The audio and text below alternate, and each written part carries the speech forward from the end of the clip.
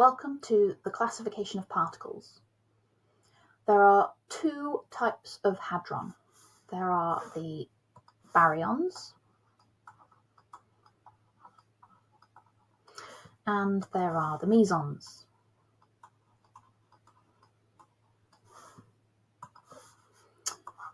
Baryons consist of three quarks. Here is a table of the quarks and their properties. There are several more. There is also the top, the bottom and the down, but you are not going to be studying them as part of your course. These are the three that you need to know about: the up, the down and the strange. Some of the baryons that you need to know about are the proton,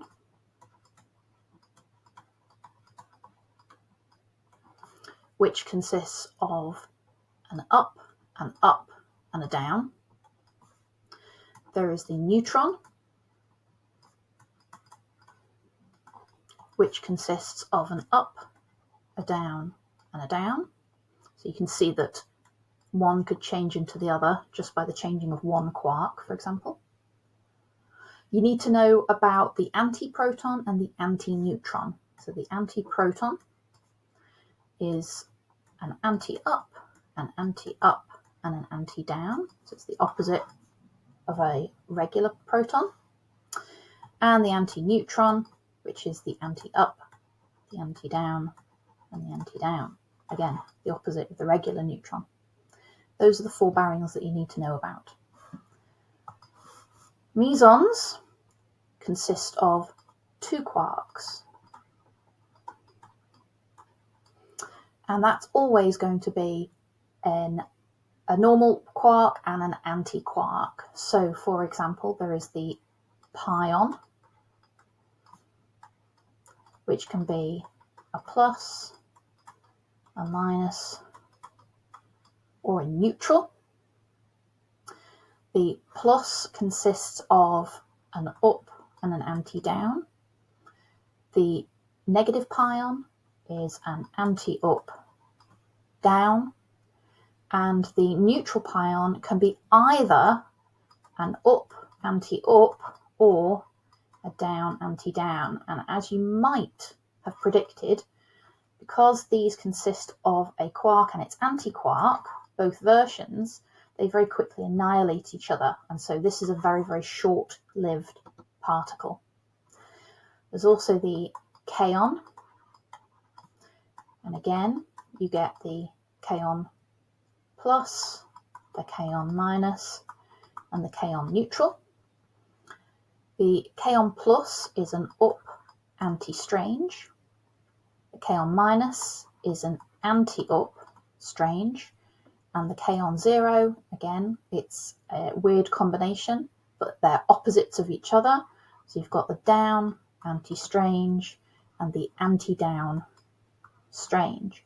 So with the kaon neutral and the pion neutral, they are sort of antiparticles of themselves. We have the baryon number over there. And you'll notice that these quarks have a baryon number of a third. So if we have a look and analyse the baryon number for baryons and for mesons, we should notice a pattern. So let's have a look at the proton. So the proton consists of an up and a down. So the baryon number is going to be a third plus a third plus a third, which gives us a total of 1. So a proton, which is a baryon, has a baryon number of 1. Neutron, an up, a down and a down. That, if you pause the video and work it out for yourself, will also give you a baryon number of 1. Whereas the mesons, let's do the positive pion, that consists of an up anti-down, the up and the anti-down, which is going to have the opposite properties. So the up is going to have positive a third, and then the anti-down, if a normal down has positive a third, then the anti-down is going to have negative a third. There we go. So that gives us a baryon number of 0. So baryons have a baryon number of 1, mesons have a baryon number of 0 because they're not baryons, they're something else entirely, they're mesons. But because they're made of quarks, they're going to have a baryon number and the value is going to be 0. Baryon number is conserved in any interaction. A quick note here about protons. Protons are the only stable baryon. Eventually, all other baryons will decay into the proton, and that includes the neutron. And you'll notice that you're already aware of one method of decay, which is beta plus decay. So a neutron will decay into a proton by beta plus decay. So the proton is the only stable baryon. A quick note as well about the pion. The pion is an exchange particle, a force carrier, and it's the force carrier of the strong nuclear force. So the pion is the force carrier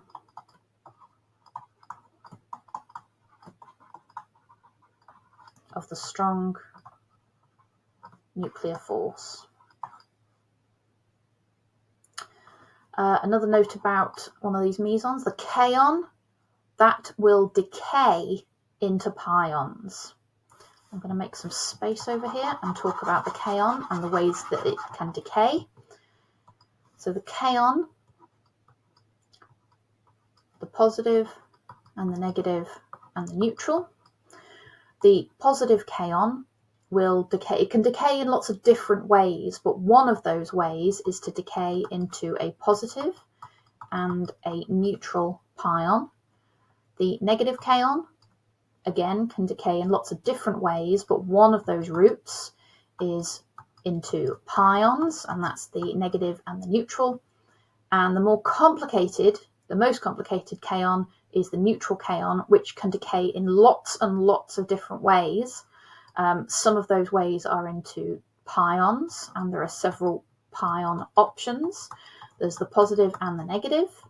It sometimes decays into the neutral and another neutral, and it sometimes decays into the positive, the negative, and a neutral. And finally, it can also decay into 3 neutrals. So there are lots of different ways that kaons can decay into pions, and it's important to know that they do that. Okay, let's talk about leptons. So there are 6 types of lepton. There is the electron, there is the muon, there is the electron neutrino, there is the muon neutrino, and if you do your research, you'll see that there is a tau and a tau neutrino. The tau and the tau neutrino are not required on your course, so we are not going to study them. Okay.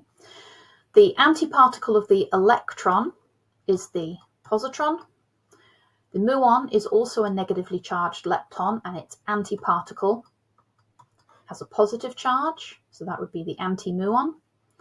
And the neutrinos, there is one for the electron neutrino and there is one for the muon neutrino, and they are written like that. They are summarized in this table up here.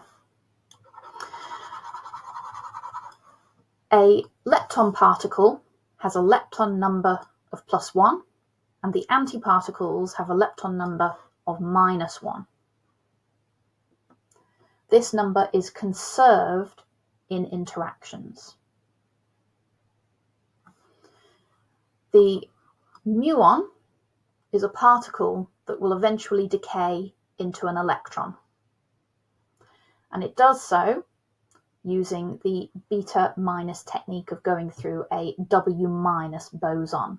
So what happens is that our negative muon decays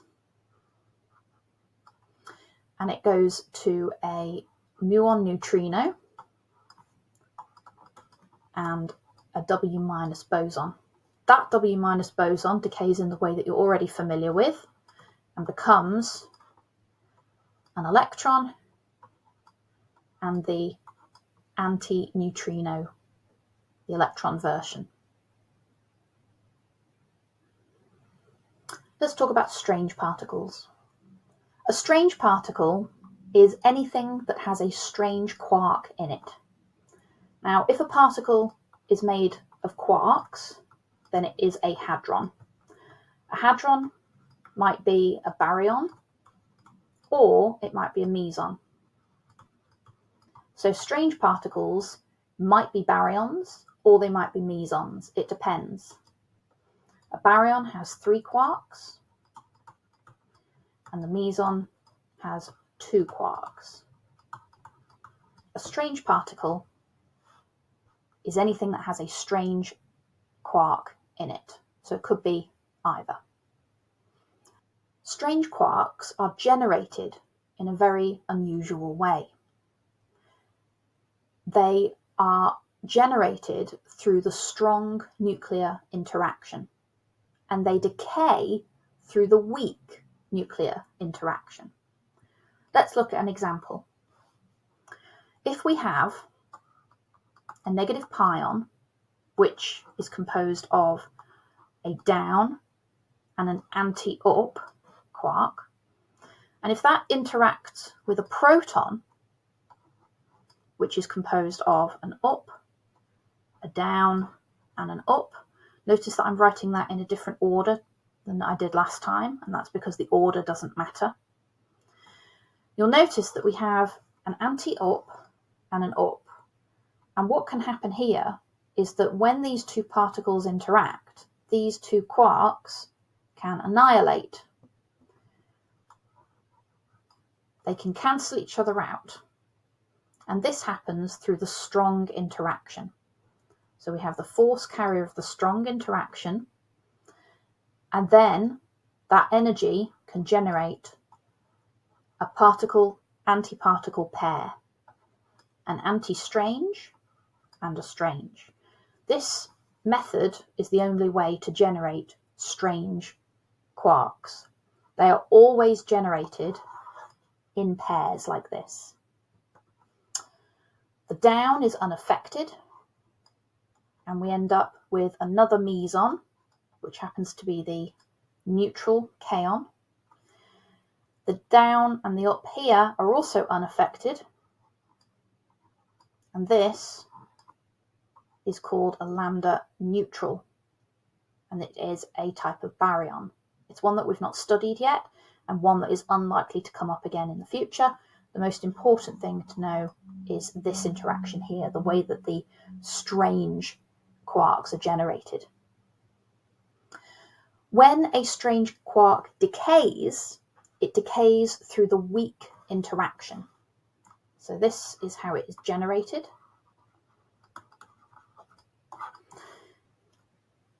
Let's talk about decays. The strange quark can decay in 2 ways. It always decays into an up quark,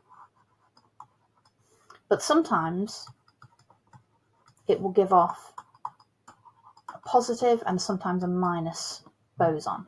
So it's going to be one of these 2 mechanisms. Now, you are familiar with the W minus boson decaying into the electron and the anti-electron neutrino.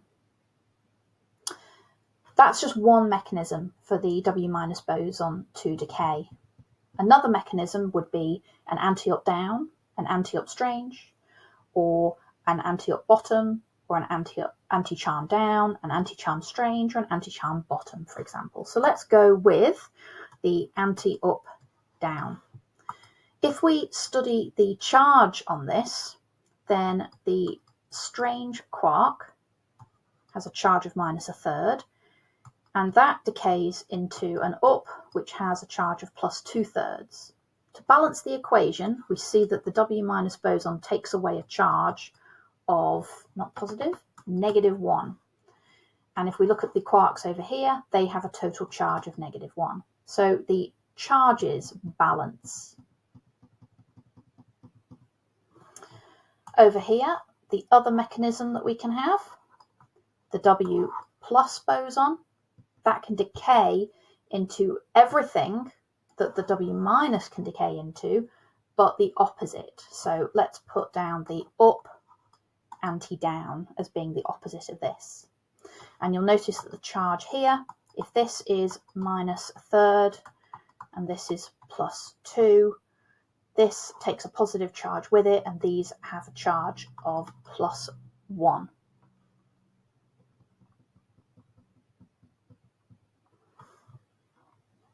Speaking of things balancing, one of the things that you will notice is that the strangeness does not balance in this situation. So we start off with a strange quark, which has a strangeness of minus 1. An anti-strange has a strangeness of positive 1. So we start off with a strangeness of minus 1, and the products that we end up with have a strangeness of 0. And this is fine for strangeness. Strangeness is only conserved when it is being generated. So for example, over here, strangeness is conserved because we have a strangeness of positive 1 with the anti-strange and a strangeness of negative 1 with the strange. So strangeness is conserved here. We start off with 0 strangeness before the interaction, and we end up with 0 strangeness in total after the reaction. So that is conserved when strange quarks are being generated, but it is not conserved when they are decaying. Let's have a look and see an example of this. So if we have a neutral kaon, then that would be composed of a down and an anti-strange. So we're going to be having a look at what happens to the antiparticle. Essentially, it's what would happen to the regular particle, but just everything's reversed. So this is a pretty good example. Now, what would happen is that this anti-strange would decay, and it would decay. We're going to use the W plus boson example, and it would go to an anti-up. This down would be unaffected, so what we end up with is a negative pion.